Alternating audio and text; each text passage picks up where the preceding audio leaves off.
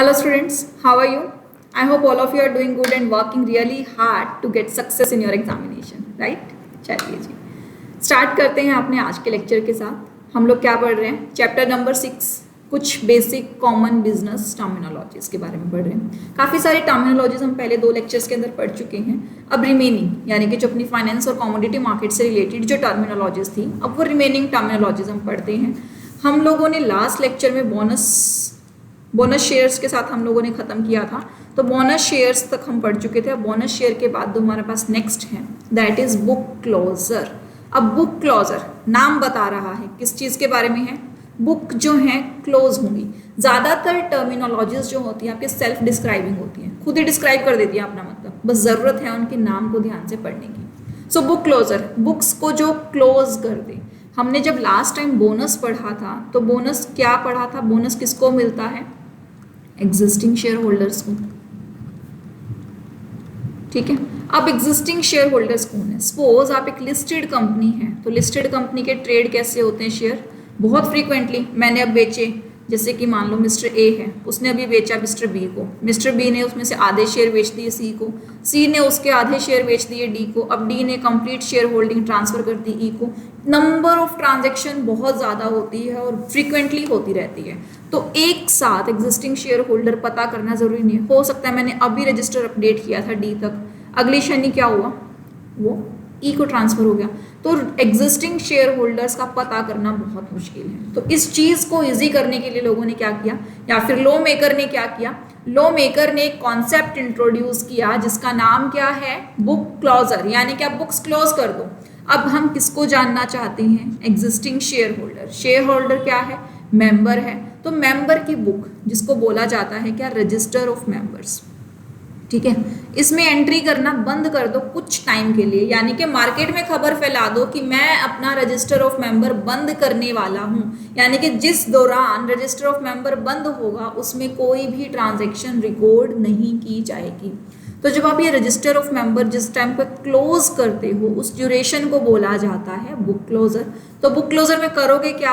आप इसे अपडेट करोगे, यानी कि बुक क्लोज होने तक की तारीख तक जितनी भी ट्रांजैक्शन हुई हैं वो सारी की सारी ट्रांजैक्शन अपडेट की जाएंगी रजिस्टर ऑफ मेंबर्स में।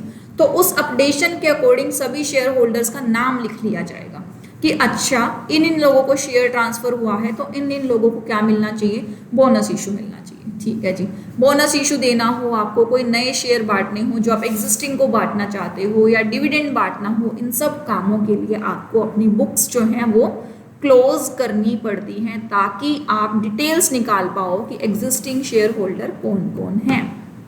क्लियर? चलिए जी, बुक क्लोजर के बाद नेक्स्ट टर्म है हमारे पास कन्वर्टिएबल सिक्योरिटीज। अब नाम क्या बता रहा है?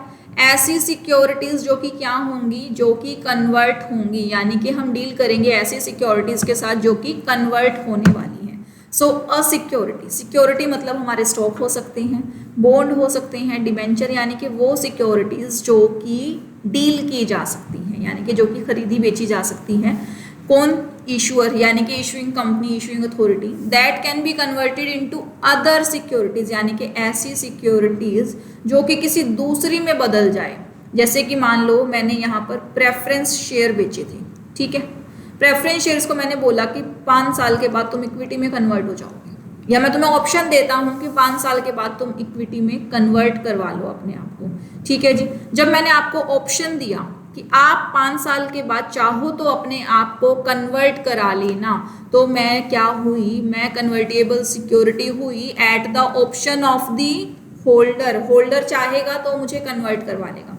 एक टर्म क्या हो सकती है? कई बार ऐसा बोलते हैं कि 5 साल के बाद या तो ये इक्विटी में कन्वर्ट हो जाएगी या फिर आप अपना पेमेंट ले जाना। मतलब कन्वर्ट करने का ऑप्शन किसके पास है? ईश्वर के पास है। ईश्वर चाहेगा तो उसे कन्वर्ट कर देगा, ईश्वर चाहेगा तो उसका रिडम्पशन कर देगा। तो ईश्वर ने पहले ही बोल दिया या तो मैं इसे कन्वर्ट करूंगा या मैं इसका पेमेंट करूंगा। So but may it occur at the option of the issuer. तो होल्डर के हाथ में भी ऑप्शन हो सकता है और ईश्वर के हाथ में भी ऑप्शन हो सकता है। ऑप्शन कैसा? टू कन्वर्ट द एग्जिस्टिंग, यानी कि एक फॉर्म से दूसरे फॉर्म में चेंज करना। आपने डिबेंचर्स खरीदे थे, अब वो डिबेंचर्स ना रहकर क्या बन गए? अब वो डिबेंचर्स स्टॉक बन चुके हैं, इक्विटी बन चुकी हैं। तो इस तरह से आप एक फॉर्मेट को दूसरे फॉर्मेट में कन्वर्ट कर सकते हैं, और जब आप ऐसा कर देंगे तो आप क्या कर रहे हैं, आप उन सिक्योरिटी को कन्वर्ट कर रहे हैं। तो ऐसी सिक्योरिटी जो कन्वर्ट होने लायक है उन्हें क्या कहा जाएगा, उन्हें कन्वर्टेबल सिक्योरिटीज कहा जाएगा। क्लियर? चलिए जी, नेक्स्ट है ब्रोकरेज। ब्रोकरेज क्या होता है? अब ब्रोकरेज, कोई ब्रोकर, आप बिजनेस कर रहे हैं, हर बिजनेस में कुछ एजेंट चाहिए होते हैं, ब्रोकर चाहिए होते हैं। एजेंट क्या, ब्रोकर कौन होते हैं? जो आपके बिहाफ पर आपका काम करते हैं। सपोज मैं आपको कहती हूँ कि मेरे बिहाफ पर जाकर शॉपिंग कर रहा हूँ, तो आप अपने लिए शॉपिंग कर रहे हो या मेरे लिए? मेरे लिए, यानी कि उसका जो भी खर्चा होगा, उसकी जो भी लायबिलिटी होगी वो किसको पे करनी है? मुझे पे करनी है, क्योंकि आपने वो जो काम किया वो किसके कहने पे किया? मेरे कहने पे किया। उस टाइम आप मेरे क्या हैं? उस टाइम आप मेरे ब्रोकर हैं या फिर आप मेरे एजेंट हैं। अब आप जब काम करेंगे बिजनेस में किसी दूसरे का, तो आप फ्री में काम नहीं करेंगे, बदले में आप कमीशन चार्ज करेंगे। तो कमीशन क्या है? ब्रोकरेज हो सकता है, कमीशन बोल दो, एक ही बात है। ब्रोकर को ब्रोकरेज दे दिया, एजेंट को कमीशन दे दिया, एक ही बात है। तो ब्रोकरेज क्या है? वो कमीशन है जो कि ब्रोकर चार्ज करता है। तो स्टॉक मार्केट के अंदर जो आपके ब्रोकर्स होते हैं उनका जो ब्रोकरेज मैक्सिमम कितना होगा उसकी लिमिट डिसाइड कर सकता है कौन? सेबी, यानी कि सेबी है हमारा सुपरवाइजिंग अथॉरिटी, वो डिसाइड कर सकता है कि तू मैक्सिमम कितनी पेमेंट लेगा। ऐसा नहीं कि तू जितने मांगेगा उतने मिल जाएंगे, हर एक चीज़ का एक दायरा होता है, और उसका दायरा कौन डिसाइड करेगा? सेबी डिसाइड करेगा। ठीक है जी, चलिए जी, आगे है बिजनेस रिस्क। रिस्क दो तरह के होते हैं, बिजनेस रिस्क, दूसरा है हमारा टोटल रिस्क। ठीक है, अब बिजनेस रिस्क, जो रिस्क बिजनेस की वजह से है, यानी कि जिस तरह का बिजनेस कर रहे हो उस बिजनेस के नेचर में ही रिस्क है। ठीक है, दूसरा है टोटल रिस्क। टोटल रिस्क मतलब बिजनेस में भी रिस्क हो सकता है, जो पैसा आपने लगाया है वो डूब सकता है, यानी कि आपने लोगों से उधार लिया है, अब उन लोगों की उधारी चुकानी भी है, तो वो भी एक रिस्क है। तो यानी कि सिर्फ वैसा रिस्क अगर हो जब आप सिर्फ बिजनेस की वजह से रिस्क में हैं, से आप एक फैशन इंडस्ट्री में काम कर रहे हैं और फैशन इंडस्ट्री में चीज़ें बहुत जल्दी आउटडेटेड होती हैं, तो बिजनेस रिस्क किसकी वजह से आ सकता है? ऑब्सोलेंस की वजह से आ सकता है, आउटडेट हो गई कोई चीज़ उसकी वजह से आ सकता है, या रिसेशन आ गया, आपका बिजनेस जो है चला ही नहीं मार्केट में, या फिर वो चीज़ें जो है आप बिकनी बंद हो चुकी हैं, तो वो सब चीज़ें क्या हैं? आपके बिजनेस से। यानी कि रिस्क इनहेरेंट इन फर्म्स ऑपरेशन, अगर वो डेट ना यूज करे, यानी कि अगर रिस्क को छोड़ दो, लोन, कर्जा, ये सारे रिस्क हटा दो, अगर आप देखो कि बिजनेस के ऑपरेशंस की वजह से क्या रिस्क है, उसको बोला जाएगा आपका बिजनेस रिस्क। चलो जी, अगली बड़ी प्यारी सी टर्म है बायर। बायर खरीदने वाला, यानी कि जो ऑर्डर प्लेस करता है दैट इज बायर। अगर सिक्योरिटी मार्केट की बात करें तो सिक्योरिटी मार्केट में बायर कौन? जो सिक्योरिटी के लिए ऑर्डर प्लेस करेगा। नॉर्मल मार्केट में बायर कौन? जो खाने पीने के लिए ऑर्डर परचेज करेगा। मेरे सारे एग्जाम्पल्स खाने पीने के लिए होते हैं, इसलिए मैंने खाने पीने का नाम बोला, आप किसी और चीज़ के लिए प्लेस कर सकते हैं। ठीक है, नेक्स्ट इज स्टॉक। स्टॉक क्या होता है? बेसिकली स्टॉक को तो हम अकाउंट्स में पढ़ते आ रहे हैं, स्टॉक को इन्वेंट्री बोलते हैं हम, उसको भी स्टॉक बोलते हैं। प्लस कैपिटल मार्केट के अंदर स्टॉक का मतलब क्या हो सकता है? कंपनी की जो टोटल वैल्यू है, ठीक है, उसको एक स्मॉलर डिनोमिनेशन में डिस्क्राइब किया, यानी कि कंपनी की नेटवर्थ को डिवाइड कर दिया आपने किसमें? एक स्मॉलर डिनोमिनेशन में, जिसका नाम रख दिया आपने स्टॉक। ठीक है जी, अब वो स्टॉक क्या देगा? वो स्टॉक आपको, यानी कि मान लो कंपनी की टोटल वैल्यू कितनी है? 1 लाख। ठीक है, अब आपने उसको स्मॉलर डिनोमिनेशन से 10 रुपये में डिवाइड कर दिया, तो कंपनी की टोटल वैल्यू को 1 लाख बनाने के लिए हमें 10-10 हज़ार के स्टॉक बना लिए, यानी कि 10-10 रुपये वाले 10,000 स्टॉक बना लिए हमने। तो यानी कि जब मैं एक शेयर परचेज करती हूँ, जब मैं 10 रुपये इन्वेस्ट करती हूँ कंपनी में, तो मैं इसमें एक हिस्सा परचेज करती हूँ, मैं इस कंपनी में एक ओनरशिप का टुकड़ा परचेज करती हूँ। तो स्टॉक क्या है? स्टॉक वो सर्टिफिकेट है जो ओनरशिप देता है। किस चीज़ की ओनरशिप देता है? अब इस कंपनी का 1% तो मैंने खरीद लिया ना, छोटा सा परसेंटेज, तो वो छोटा सा जो परसेंटेज है वो मुझे उतनी छोटी सी ओनरशिप देगा, वो है स्टॉक। ठीक है, तो स्टॉक दो तरह के होते हैं हमारे, कॉमन स्टॉक और प्रेफर्ड स्टॉक। प्रेफर मतलब क्या? जिन्हें प्रेफरेंस मिलती है हर चीज़ की, पहला पेमेंट प्रेफर वालों का, हायर डिविडेंड मिलेगा तो प्रेफर वालों को मिलेगा, सब कुछ प्रेफरेंस में मिलेगा। कॉमन कौन से हो गए? कॉमन हो गए जो लास्ट में, equity share holders, real owners होते हैं, सबसे लास्ट में इनको पेमेंट होता है, ज़्यादा बचा तो इनका, कम बचा तो इनका। सो ये होते हैं दोनों स्टॉक होल्डर्स हमारे। उसके अलावा एक मीनिंग वही जो हम स्टॉक्स में पढ़ते आते हैं, इन्वेंट्री वाला मतलब। दो मतलब हो सकते हैं स्टॉक के। ठीक है जी, चलिए जी, नेक्स्ट पे चलते हैं डिबेंचर। डिबेंचर क्या है? आपकी जो बुक्स में डेफिनेशन दी हुई है वो डेफिनेशन है आपकी अनसिक्योर्ड डिबेंचर्स की, ठीक है। डिबेंचर्स का बेसिक मतलब क्या होता है? डिबेंचर्स का बेसिक मतलब होता है कि अ सर्टिफिकेट या एन इंस्ट्रूमेंट विच रिप्रेजेंट क्या? डेट। तो ये एक ऐसा सर्टिफिकेट है which represent what? Which represent debt, ठीक है जी। चलो जी, तो कोई भी सर्टिफिकेट जो डेट को शो करे आपका, दैट इज डिबेंचर्स। अब जो ये डिबेंचर्स है वो बड़े सारे तरीके के हो सकते हैं। एक तो क्या है? नॉट सिक्योर्ड यानी कि अनसिक्योर्ड। एक क्या होगा? सिक्योर्ड। अनसिक्योर्ड का मतलब क्या? जिसके पीछे कोई भी सिक्योरिटी नहीं दी आपने एज एन कोलेट्रल, यानी कि कुछ भी सामान गिरवी नहीं रखा, वो हो गए अनसिक्योर्ड। एक के पीछे आपने अपनी पूरी कंपनी गिरवी रख दी, वो क्या है आपका? Secured debentures. तो इस तरह से दो टाइप्स तो ये आपके हो चुके हैं डिबेंचर्स के। बाकी सारे टाइप्स आप इंटर में पढ़िएगा, ठीक है। चलिए, debentures are backed only by the general credit worthiness and the reputation. Credit worthiness क्या होता है? कि किसी को उधार में माल दो, देखो कि क्या उसके पास औकात है कि वो पैसा रिपे कर पाए, ठीक है। अगर है तो वो उसकी क्रेडिट वर्दीनेस है। मान लो लोग उसको लोन देते हैं तो डरते नहीं है, क्योंकि सामने वाला बंदा जो है लोन वापस कर देता है, ठीक है। और क्या है? रेप्यूटेड बंदा है, यानी कि ये घपला नहीं करेगा। तो आप पहले चेक करो कि उसकी क्रेडिट वर्दीनेस क्या है, क्या वो अनसाउंड तो नहीं है, नहीं सॉरी, क्या वो फाइनेंशियली अनसाउंड तो नहीं है। फाइनेंशियली अनसाउंड मतलब कहीं वो दिवालिया तो नहीं होने वाला। अगर बंदा ठीक है, फाइनेंस मतलब लोगों का पैसा दे देता है, हिसाब किताब सही है उसका, तो आप उसको पैसा दे दो। यानी कि कंगले को कोई पैसा नहीं देता। आपके पास 1000 रुपए है तो शायद कोई आपको लाख रुपए दे दे, लेकिन आपके पास लाख है तो 10 लाख दे दे। अगर आप कंगले हो तो आपको कोई 10 रुपए भी नहीं देगा। तो आपकी क्रेडिट वर्दीनेस चेक होती है, आपकी रेपुटेशन चेक होती है लोन लेने से पहले, ठीक है जी। सो डिबेंचर क्या है? Debenture is an form of investment in the debts, ठीक है। अनसिक्योर्ड नहीं, सिक्योर्ड भी हो सकता है, तो इसे कट कर देना, ठीक है। Is an form of investment, debenture is an form of investment in debt, ठीक है जी। चलिए जी, नेक्स्ट है हमारे पास what? Face value. Face value क्या होती है? फेस वैल्यू वो स्मॉलर प्राइस होता है जब आप कंपनी की नेट एसेट को स्मॉलर डिनोमिनेशन में बांट दिया, यानी कि मैंने डिसाइड कर लिया कि मेरे स्टॉक का प्राइस क्या होगा, 10 रुपए की फेस वैल्यू होगी, तो वो फेस वैल्यू है मेरे स्टॉक की, ठीक है। अब face value is the cash denomination और the amount of money the holder of the individual security going to earn from the issuer of the security at the time of maturity. It is known as par value, ठीक है। तो face value क्या है? Face value वो value है जिस value का base price है वो, जैसे कि फेस वैल्यू के ऊपर ही आपका प्रॉफिट अर्न होता है। मान लो एक कंपनी है जिसने बोला कि मेरा शेयर जो है वो 10 रुपए का है। अब मार्केट में अगर 15 रुपए का ट्रेड हो रहा है या फिर उसने 15 में बिका, तभी तो आप डिसाइड करोगे कि 5 रुपए क्या है, प्रीमियम का है।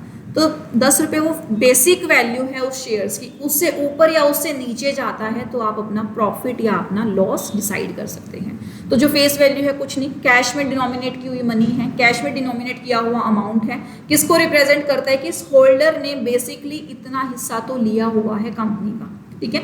इतनी नेटवर्थ के तो हिस्सेदार वो है, जो यहाँ पर फेस वैल्यू है। चलो जी, आगे क्या है? आगे है हमारे पास इक्विटी। इक्विटी को इक्विटी ना पढ़ के नेटवर्थ पढ़ो। यहाँ पर इक्विटी इसलिए बोला है क्योंकि इक्विटी रियल ओनर्स हैं, पूरी कैपिटल को रिप्रेजेंट करता है। बट यहाँ पर इक्विटी ना बोलकर उसको क्या बोलो? आप उसको बोलो नेटवर्थ। तो नेटवर्थ क्या है? नेटवर्थ है कंपनी की वो सारी कैपिटल जो किसने प्रोवाइड की हैं, जो स्टॉक होल्डर्स ने प्रोवाइड की हैं, ठीक है।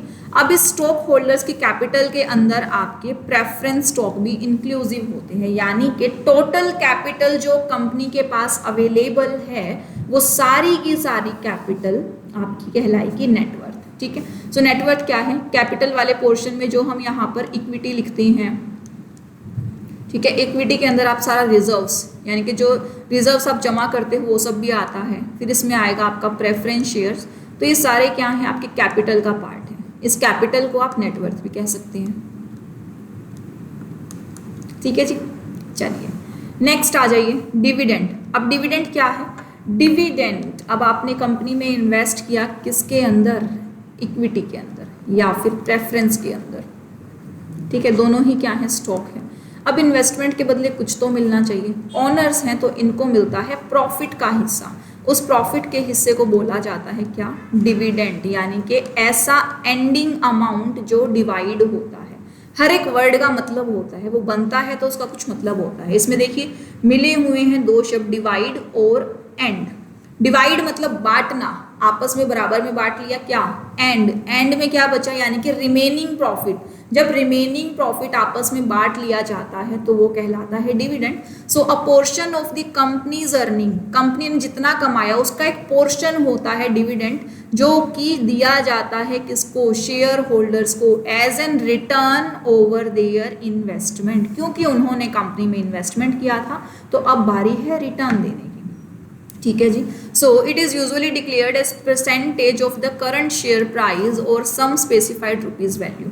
अब ये क्या कर सकता है, हम परसेंटेज पे भी दे सकते हैं कि जितने शेयर हैं उसका इतना परसेंट डिविडेंड मिलेगा, यानी कि आपकी शेयर वैल्यू के ऊपर इतना परसेंट डिविडेंड, या फिर फिक्स कर लिया कि 1500 का डिविडेंड मिलेगा, 1000 रुपये का डिविडेंड मिलेगा। तो एड वैलोरम यानी कि according to the value of share भी मिल सकता है और एक फिक्स अमाउंट भी मिल सकता है डिविडेंड का, डिपेंड करेगा कंपनी की पॉलिसीज पे, कंपनी के डायरेक्टर्स के ऊपर, वो जो डिसाइड करें वो दे सकते हैं। डिविडेंड डिसाइड करने का अधिकार बोर्ड ऑफ डायरेक्टर्स का है। क्लियर? चलिए जी, नेक्स्ट है स्टॉक स्प्लिट। स्प्लिट करना क्या होता है, किसी चीज को दो भागों में बांटना या फिर टुकड़ों में बांट देना, स्प्लिट कर देना, बिखेर देना। अब क्या करोगे स्प्लिट, अब आप स्टॉक को स्प्लिट कर रहे हो। ठीक है जी। अब स्टॉक स्प्लिट करने का मतलब क्या है, ये एक शेयर था मेरे पास, इसको काट के आपने दो कर दिए। अब ये कब किया जाता है, अब कंपनी को लगता है कि मेरे पास जो मार्केट में शेयर हैं वो 10,000 है, मुझे नंबर ऑफ शेयर इंक्रीज करना है पर मैं नए शेयर इशू नहीं करना चाहती। ठीक है, नंबर ऑफ शेयर भी इंक्रीज करने, मैं नए भी नहीं इशू करना चाहती। क्या करेगी भैया, एक शेयर को टुकड़े करेगी तो उसकी कोई वैल्यू नहीं है, सर्टिफिकेट खराब हो गया। तो एक ऑप्शन दिया गया कंपनीज को, लॉ मेकर ने क्या ऑप्शन दिया कि तू अपने स्टॉक स्प्लिट कर ले, यानी कि सर्टिफिकेट दोबारा बना, यानी कि जो एक शेयर तो पहले 10 रुपये में बेचती थी, अब एक शेयर की वैल्यू कर दे 5, यानी कि 10 रुपये में जो एक शेयर आता था अब उसको टुकड़ों में बांट दिया, उसकी वैल्यू कम कर दी। तो अब 10 में कितने शेयर आएंगे, 2 शेयर आएंगे, यानी कि 5 रुपये का एक शेयर हो गया।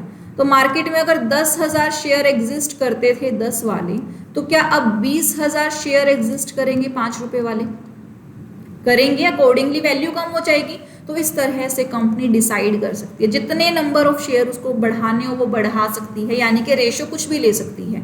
एग्जिस्टिंग शेयर को डबल करना है, एग्जिस्टिंग शेयर को ट्रिपल करना है, जो वो डिसाइड करे उसी के अकॉर्डिंग मार्केट में अपनी शेयर वैल्यू को बढ़ाया जा सकता है। तो जैसे ही आपने एक चीज को दो भागों में बांट दिया, यानी कि आपने एक शेयर को अब 2 शेयर्स में कन्वर्ट कर दिया, इसी प्रोसेस को बोला जाता है क्या, स्टॉक प्राइस। यानी कि आपने उसका रेट कम कर दिया, पहले 10 का एक था, अब आपने 5 कर दिया, तो 5 यानी कि 10 में अब कितने आएंगे, 2 आएंगे। ठीक है, अब आपने इसको स्प्लिट कर दिया, एक शेयर को आपने 2 शेयर्स बना दिए। ऐसे आपने मार्केट में क्या किया, फिर नंबर ऑफ शेयर्स को इंक्रीज कर दिया।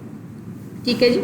चलिए जी, नेक्स्ट है हमारे पास क्या, कॉमोडिटी। कॉमोडिटी क्या होती है, जैसे कि हमारे पास शेयर्स होते हैं वैसे ही हमारे पास होती है कॉमोडिटीज। अब कॉमोडिटीज आजकल मार्केट के कॉमोडिटीज एक्सचेंज पर भी ट्रेड होने लगी है। ठीक है, हर एक चीज का एक्सचेंज अलग होता है, जैसे आपने स्टॉक को ट्रेड करना है उसका एक्सचेंज अलग है, उसका एक्सचेंज है स्टॉक एक्सचेंज। वैसे ही आपको अगर कॉमोडिटीज को एक्सचेंज करना है, इसकी मार्केट को अलग नाम दिया जाएगा, कॉमोडिटीज मार्केट। वैसे ही आपके हर एक प्रोडक्ट बेस्ड आपकी मार्केट जो है चेंज हो जाती है। अब कॉमोडिटीज क्या होती हैं, कॉमोडिटीज जो अलग अलग चीज़ें हैं, जैसे कि आपके नेचुरल रिसोर्सेज हो गए, आपके एग्रीकल्चर प्रोडक्ट्स हो गए, आजकल आपकी कॉमोडिटीज मार्केट में बिकने लगी है, यानी कि प्लेटफॉर्म में बिकने लगी है।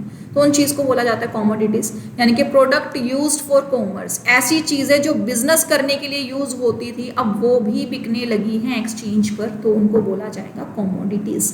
जनरली एग्रीकल्चर प्रोड्यूस है हमारे, वो भी बिकते हैं, और जो ये गोल्ड है या वैल्यूएबल एसेट्स नेचुरल रिसोर्सेज हो गए, ये भी आजकल मार्केट में ट्रेड होने लगे हैं एज एन कॉमोडिटी।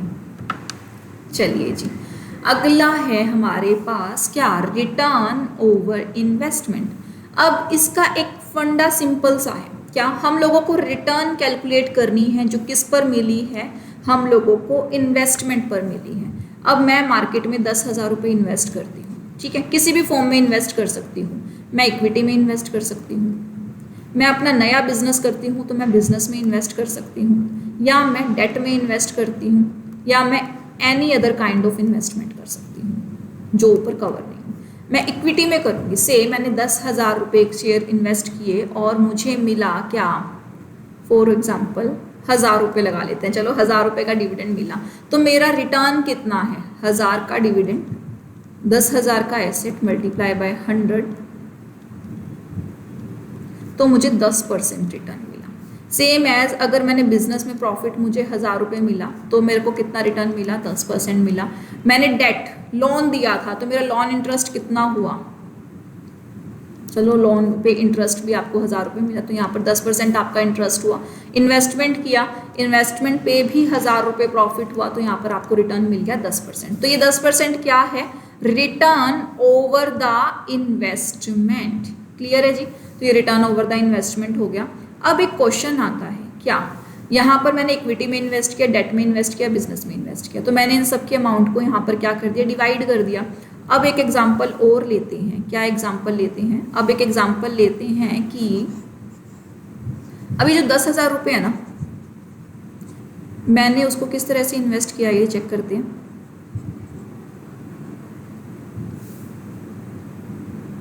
अब इस 10,000 को मैंने ऐसे इन्वेस्ट किया कि 5,000 रुपया तो मैंने इन्वेस्ट किया किस में, इक्विटी में, और 5,000 रुपया मैंने इन्वेस्ट किया किस में, डेट में।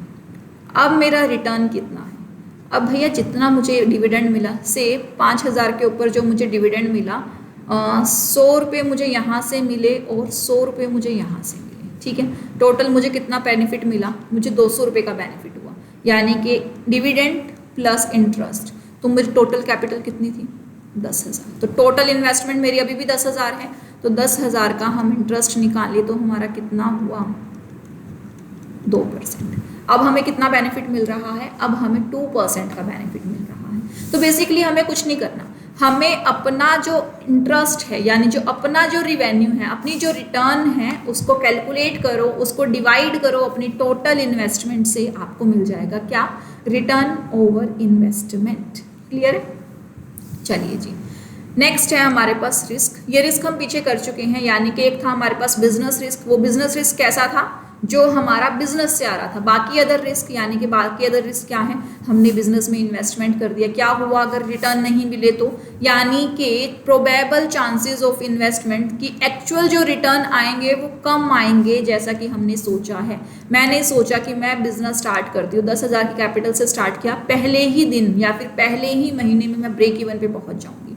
से 10,000 रुपये जो मैंने बिजनेस स्टार्ट किया, मेरा 5,000 रुपये का खर्चा लगता है हर महीने, ठीक है। इनिशियल कैपिटल मैंने 10,000 लगाई, 5,000, चलो 1,000 का खर्चा कर लेते हैं, 1,000 मेरा हर महीने खर्चा लगता है, तो मुझे मिनिमम रिवेन्यू 1,000 कमाना पड़ेगा। तो अब ये 1,000 का मिनिमम रिवेन्यू कमाने के लिए इतना तो काम करना पड़ेगा। रिस्क क्या है, व्हाट इफ 1,000 ना आया तो, यही है ना। तो ये मेरा एस्टिमेट है, सपोज मैंने एस्टिमेट लगाया 2,000 का कि 1,000 तो रिवेन्यू भी कमाऊँ। 1,000 का मैंने एस्टिमेट लगाया कि 1,000 का मेरे पास रिवेन्यू आएगा, क्योंकि मैंने देखा मार्केट में जो लोग ऐसा बिजनेस करते हैं उनको इतना रिवेन्यू आता है। तो रिस्क ये है कि जो मेरा एस्टीमेट है वो गलत हो सकता है, रॉन्ग हो सकता है, यानी कि उसमें डेविएशंस आ सकते हैं। तो अगर डेविएशंस आए तो मुझे बस रिस्क है, अगर डेविएशन नहीं है तो रिस्क नहीं है। तो डिवाइड करेगा कि डेविएशन कितना है। अगर नॉर्मल डेविएशन है, यानी कि स्टैंडर्ड डेविएशन है, तब तो चलो फिर भी ठीक है, लेकिन अगर डेविएशन बहुत ज़्यादा है तो मेरा रिस्क भी क्या है, बहुत ज़्यादा हो सकता है। क्लियर है, चलिए जी अगला करते हैं। अगला है price earning ratio. Price earning ratio मतलब प्राइस और अर्निंग का रेशो, यानी कि कितना प्राइस लगाने पर मुझे कितनी अर्निंग होती है। जनरली अर्निंग क्या है, अर्निंग कंपनी के ऊपर डिसाइड करते हैं कि कंपनी कितनी भी अर्निंग दे सकती है। तो ये पीई रेशियो है ना, ये बहुत इफेक्टिव नहीं माना जाता मार्केट कैलकुलेट करने के लिए, बट फिर भी किया जाता है।